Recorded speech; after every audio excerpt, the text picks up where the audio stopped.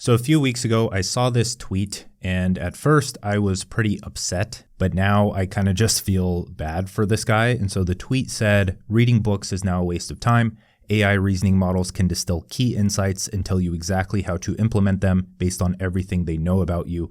And as you can see, the comments weren't that great. Now, there's some truth to what this guy is saying, but that's because most people in general don't know how to read, and they don't know how to remember what they read. And it's not because they're illiterate or anything, but because they learned how to read in a Prussian-style education system designed to create obedient soldiers, compliant citizens, civil servants, and well-behaved workers. Now, I don't mean for this to sound like some kind of conspiracy theory like, oh, the Prussian-style education system, but if you want to learn more about this, go read my new book, Purpose and Profit. The PDF is free to download, so you can read that or buy the paperback. But this school system did this by focusing on mandatory attendance, training for teachers, national curriculum and testing, division of students by age, and the concept of grade levels. Reading, to most people, is a performative act. They read to find specific information for a test, be it a school test or a life test. They read to show others that they've accomplished something, like how people flex that they've somehow both read and retained information from 52 books in a year. They avoid reading difficult books because if they don't understand it, what's the point? Now here's the thing, you don't read to find a specific answer. That's just stupid. Why would you waste 8 hours reading a book just to find a few steps to accomplish something when you can type a question into Google, Reddit, or now AI? If you need to figure out how to be more productive or start a business, a book is probably the last place you should look. And that's if you're actually trying to learn rather than to feel as if you're making progress on being productive or starting the business by reading a book. Now, if you're trying to get the big picture to understand things of being productive or starting a business, then yeah, a book is a good place to go. But I'd still argue that intelligent and calculated research is still a better option for that specific use case. But that doesn't mean reading is irrelevant. In fact, if you want to become the type of person who is more productive, owns a business, or is in good health, not just a person who knows how to do those things, that requires behavior change, which requires a fundamental rewiring of your mind, and that doesn't come from searching for specific information. Most people are missing out on the plethora of life-changing benefits that come from reading. So now let's talk about why smart people read before we talk about the how. So first is the elephant in the room, which is AI. And yes, AI has all known information ready for you to access. Emphasis on known. And if we've learned anything about the rise of AI, it's that even if people have all information that they could ever want at the tip of their fingers, they still don't do anything with the information or even think to search for the information. It's never been about how much you know. It's always been about knowing how much you don't know. You can only cook with the ingredients you have. Now, you can already find all of the information that you need to make $1 million or to build a great physique or to be in good health. But even if people knew what to look for, where to look for it, and how to implement it, they probably wouldn't do much with their lives because this isn't an information problem. This is an identity problem. Your identity is reflected in your daily choices, and if you observe most people, they aren't trying to do anything by their own desire. They may search for new information, but it's not to make a change in their life. It's to feel as if they are making progress by hoarding information to sound smart or look different without actually doing anything different. They were conditioned to go to school, get a job, repeat the same day for 45 years, and hope that one day they can retire happy. Those are the goals their mind is automatically trying to achieve. Those are the goals that filter what information is noticed as important. They don't need to use new information because they don't generate new goals. They live in a subconscious fear that they will be cast out from the tribe if they don't conform. So they pursue the goals of others for the entirety of their life. And that's fine, but you're watching this because you don't want to be like them. And that's where the importance of reading heavily comes into play. You don't read to find information that can already be found. You read to explore the unknown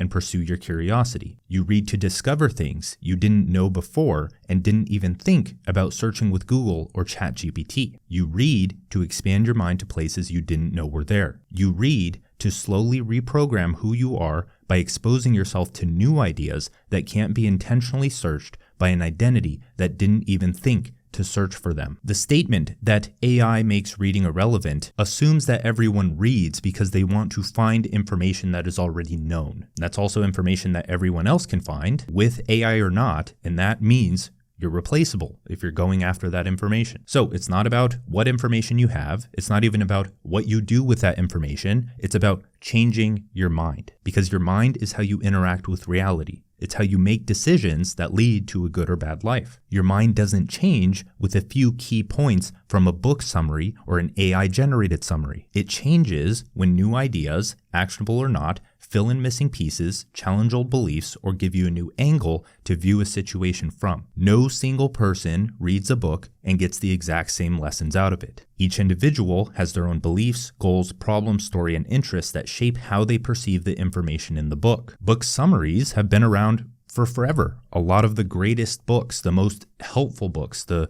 books that'll make you millions of dollars are in book summaries. But that doesn't mean that people go and read them. And that also doesn't mean that the people that read them actually do anything with it. And it also means that the people that do something with it always get results, because the book summaries are missing what makes it work. And one last point here is that the obsession over actionable steps and bullet point summaries is just another manifestation of cheap dopamine and distraction. You think that you're focused because you want everything condensed down into a set of actionable steps, including my long videos. That's not going to get you anywhere. You have swapped brain rot scrolling on TikTok for brain rot, I need actionable tips on YouTube. Read more books. Read longer books. Read books that have nothing to do with what you're trying to achieve. Read the books that people wouldn't even think about summarizing with AI. That's where the gold is. Now, that's a bit counterintuitive of a statement, because we're going to learn how to read with AI in a more impactful way, but we're not going to do it in a way that summarizes the book and just spits out actionable steps. So let's talk about that. How to read deeper with AI, which is just another layer on how you can read in the first place. It just enhances and enriches the process more, because AI doesn't have to be this thing that comes and strips everything of its depth. So a quote from Aristotle to start: "The purpose of knowledge is action, not knowledge." Smart people read in two layers. The first layer is consumption. They soak in the information to the point of overwhelm and struggling to understand. Layer 2 is digestion. They study deeper, write to systematically reflect on what they learn, and attempt to connect the dots together through action. So those are the two layers. And understand that these layers, it's not like you read a book all the way through once in the first layer, consumption, and then read a second time through for digestion. Although you can do that, but I'd recommend spacing out how often you read a book by like a year, 2 years, because once you've gained more experience in life and you come back to the book that initially changed your life or didn't mean anything to you, you actually didn't want to read the book, when you come back to it from a lens of new experience, you tend to get a lot more out of it. A good piece of advice is to read the books that changed your life over and over again, rather than jumping to a bunch of new and different books that don't do anything for you. The first problem is that very few people read. The second problem is that when they read, they don't remember any of it. The third problem is that people don't like discomfort, so they don't read difficult books. The fourth problem is that since people don't increase the complexity of knowledge they can make sense of, they aren't able to take on more challenging situations, the ones that lead to more than superficial and short-lived success. They turn 50 years old with the intellectual maturity of a 15-year-old. Now, AI can't read a book for you. Sure, it can read the book and spit out a summary, but it can't read the book for you. But it can help deepen your understanding as you read. One thing I've realized recently, because with Cortex, with AI, I'm using it a lot. I'm building solutions with it. I'm trying to somehow bake it into my writing process. And the more I do that, the more I realize it just can't write for me. I don't think it ever will be able to. Not because it can't write exceptionally well. It really can. But because when I read over what it wrote, it's just not me. It's not my ideas. I didn't come up with it, and I don't like putting things out that I don't come up with. So that got me thinking, and I was messaging Matt, the co-founder of Cortex, because we're trying to figure out, okay, how is AI actually useful and how do we actually implement it really well? And we kind of both came to the conclusion that it's very useful for learning. It's useful for getting information, for going through large swaths of information and giving you what you need. It's intelligence, right? You have access to intelligence. That doesn't mean creativity. That doesn't mean anything else but intelligence. Intelligence can aid in those things like creativity, other traits, but intelligence itself is not those things. So for writing specifically, I've found that AI is very good at giving me information that can spark the ideas that I want to come up with. It can create outlines. It can create potential posts for social media. It can create YouTube headlines. It can give me summaries from information that I can include while I'm writing, like I would search with Google search. But ultimately, I feel with writing that I have to come up with the idea that goes into the writing. But if I come to that idea from the information connected by AI, then that's fine and can lead to a lot better results. I see the information from AI as a way to trigger more thoughts and ideas in my head. So that's kind of sort of how we're going to use it for learning. So step 1, consumption. This is using AI as a reading partner. Most people read to memorize as much as possible because that's how they were trained to read in school. They don't know any other way. But here's the thing, you don't read to remember every single sentence in a book. You read to change how you view the world by adding a few nodes to the web of ideas that compose your mind, helping you see situations in a new, more complex and meaningful light. I forget what the actual quote is by Richard Feynman, I think, but he mentioned somehow that physics deepens his appreciation and the meaning of nature around him because he understands a deeper layer of how it works. So many people, by not understanding the complexity of a thing, sure, you can find appreciation of something like a plant, but when you understand its inner workings, then it starts to deepen your appreciation for it. And that can happen for so many other domains in life, for literally any topic or domain of knowledge. Okay, so we're going to read digitally here. So the first step to this is going to Z Library and being able to download the PDFs of books. Now, this sucks because one, Amazon is getting more constrained with Kindle. They're not allowing you to download books, and it was very difficult to use those digitally in the first place. And with physical books, you can't really have AI digest those things because you can't reference the information that's in the actual book. So my advice here is use something like Z Library or their Telegram bot. I'll leave a description for how to actually install that in the description, but be able to download the PDF of whatever it is that you are using. I would recommend you go and purchase the PDF. I mean, the paperback, if you decide to download the PDF just to support the author themselves. This is a catch-22. This probably isn't a smart thing to do, but I would recommend just supporting the author when you can if you download their PDF. Okay, so we're going to hop inside of Cortex, or you can use any other AI tool that can reference PDFs, but we're going to go to Learn. We're going to go to Be My Reading Companion, and then you're going to replace all of this text with... You can follow this along if you'd like to, if you already have a PDF inside of your library, but we're just going to say, what was it? Help me understand this as I read it.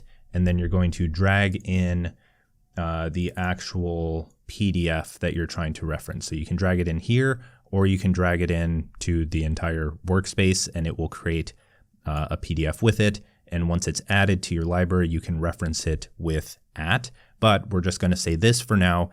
Send it. You can also use different AI models.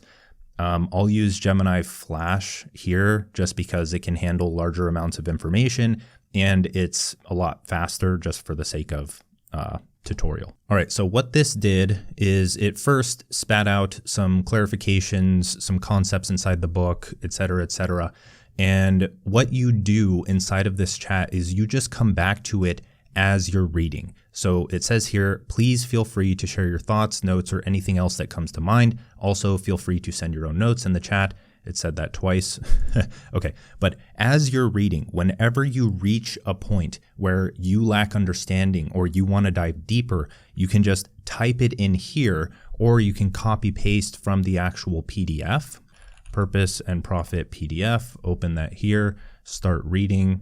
I can read it here if I'd like, but I can go to the specific part of it and I can just say, hey, I'm having trouble understanding the concept of deep generalism or whatever it is. You just ask your question, you take notes inside of here, you send it each time, and then all inside of this chat, you'll have this long context window of you conversing back and forth with the book itself. And this just helps give you a deeper understanding of the book as you read it. Now, I want to just give you a few tips on reading in general. If it doesn't interest you, you probably won't learn anything, so you can drop it. You're not in a race to finish the book. In fact, the slower, the better. So take a year or two to finish if you need to, and you can put it down or pick it up anywhere in between. We don't need to have this rigid structure because that's just not how digesting or consuming information in your mind works, right? If you hit an idea that is very important to you, you may not want to continue reading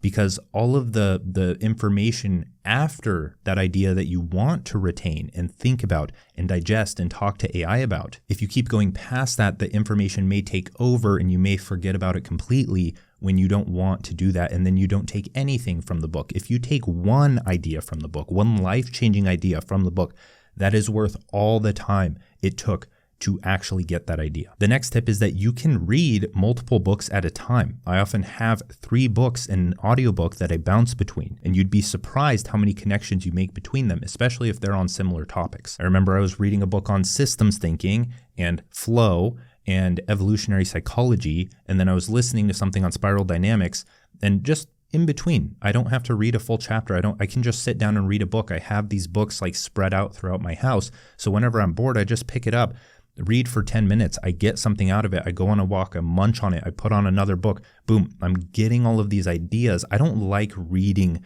linearly. So that's just something for you to try. And it may make you enjoy reading that much more because you don't feel like you have to commit to an entire book when 80% of it isn't something you really care about. So for the consumption layer of reading, you're trying to focus on just getting to an idea that really makes you want to stop and think. And then you transition to digestion and you turn off. If you're listening to an audiobook, turn it off.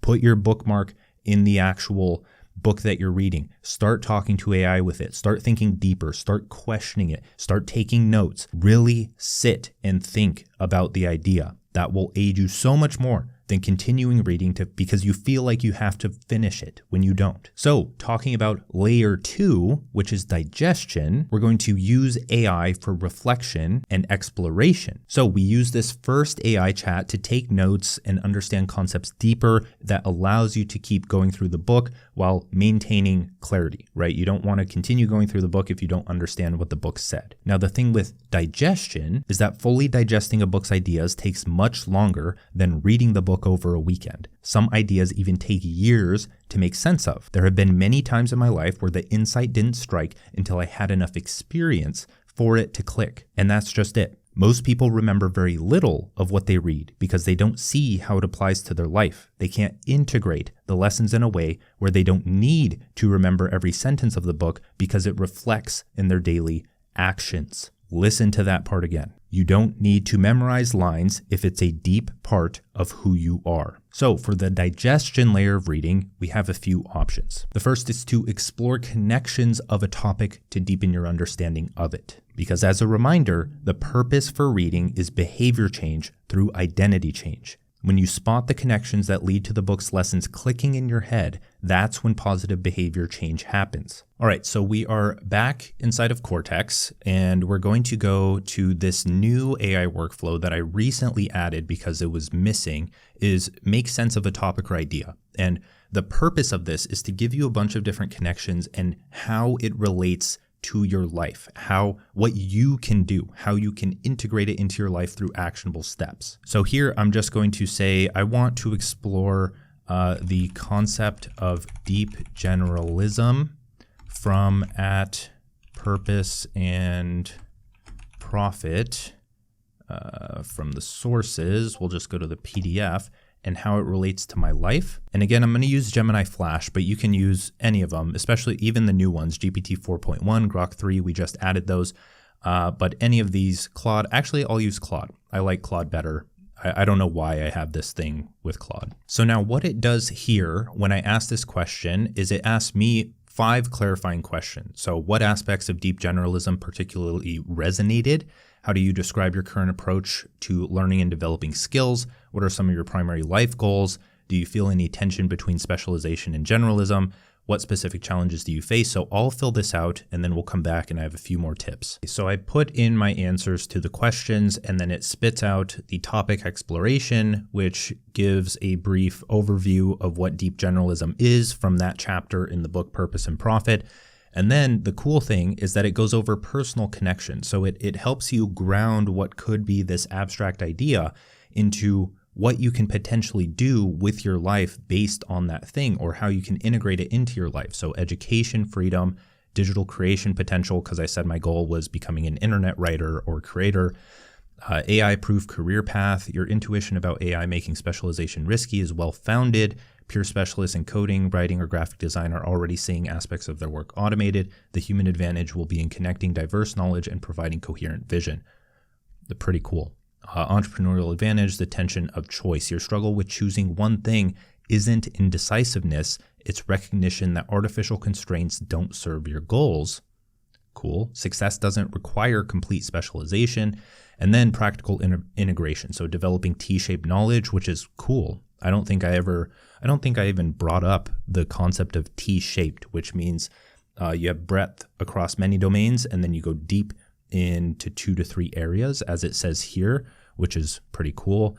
Synthesis projects, project-based learning, build a learning system, find generalist mentors, habit integration, daily connection, cross-disciplinary. Really cool. I feel like you should go through this and do this yourself, of course, on whatever it is that you're reading, so you understand how to integrate that idea you love into your life so it becomes a part of you. Now, what this does is this adds a completely new layer to learning that is rarely taught or talked about. Even further, you can save a response from the last AI chat as a document and reference it in this new chat to help make sense of it. So what we mean by that is if I go back to my chats, I go back to the reading companion, and I take my notes in here, I ask questions, I can save any of its responses as a document here, new document, and just name this like notes, name it whatever you want.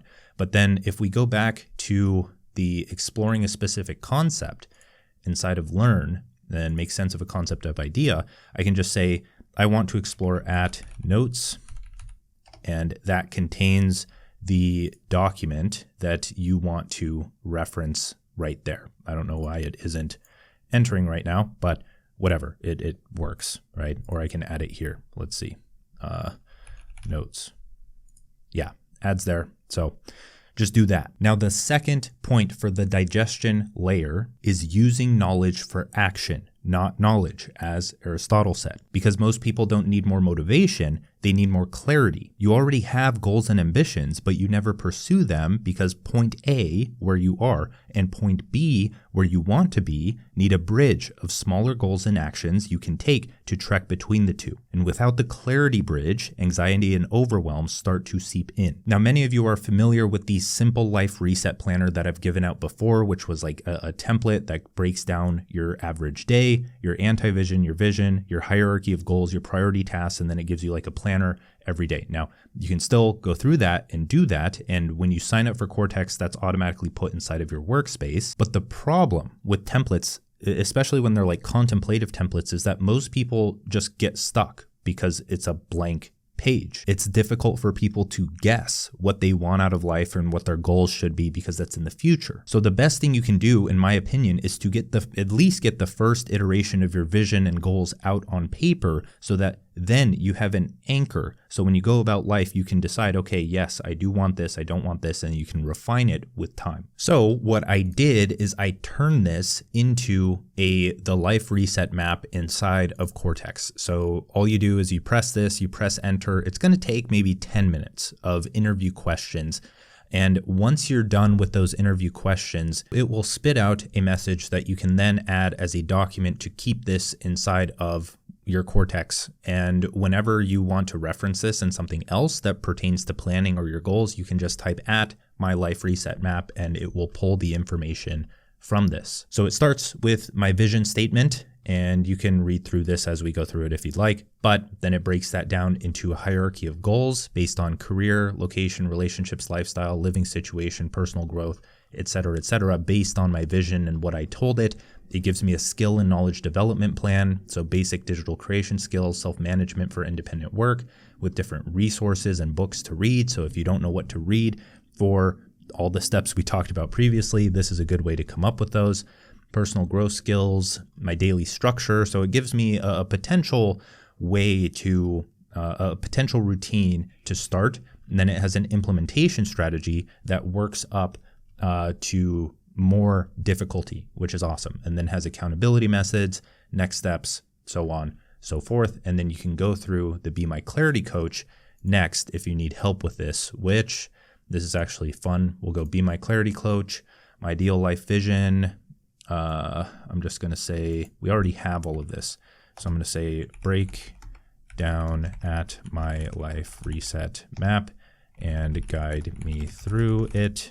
And what this should do is give me a challenge at the end of this output. So it gives me some recommendations, a challenge, reflection, and then I can refer to this every single day. So I can refer to the reading partner when I'm reading something to take notes, and I can refer to this clarity coach to help guide me, and I can ask questions or overcome procrastination or limiting beliefs as I act on my day. Now, step 3 in the digestion layer is to synthesize the ideas with writing to reflect on what you learn. The reason behind this is the Feynman technique, which is a learning method popularized by physicist Richard Feynman. And in short, it's about deeply understanding a concept by explaining it in simple terms as if you were teaching it to someone with no prior knowledge. So you choose a concept, so you select the topic you want to understand, you teach it, you explain the concept in simple language as if you were teaching it to a child, you identify gaps, so when you struggle to explain something clearly, identify the areas where understanding is weak, and then you review and simplify. So you go back to the source material, relearn the concepts, and then try explaining them again in even simpler terms. Now, the best way to do this is to write, because I'm assuming you are studying something because you are 1, deeply interested in it, and 2, want to integrate it as some part of your life. Now, you can do this inside of the reading partner chat or just inside of a document or a note or whatever it may be, but this becomes so much more powerful when you teach in public, when you have feedback, when it's tied to your work. So when you teach what you know in public, aka writing on the internet or social media, because that's the new media, that's how you build any form of audience or distribution for any type of creative work or work in general that you want to do independently, you open up the possibility for a few things there. The first is that you learn much, much faster because you have a forcing function for understanding. 2 is you attract an audience of people with similar interests, and these people are your network and future customers. The third is that you build leverage going into a future of job replacement. The creator economy is one area that is proving to not be replaced, even though everyone screams there will be an overabundance of content. Now, we've talked about this before in plenty of videos, so go watch those, the One Person Business playlist and other things. And because of that, I'll spare you the description here, but I just wanted to present that as an option. So writing to reflect on what you learn, you can do it in private inside of your chats that we went over for the reading companion, or you do it in public if you'd like to. So I hope that was helpful. I hope it helps you read deeper and organize your life in a better way. If you want to try out Cortex, or you want to get the 2-hour writer course or the One Person Business Launchpad, or read my latest book for free with the PDF, you can find all of those links in the description. With that, I'll see you in the next video. Bye.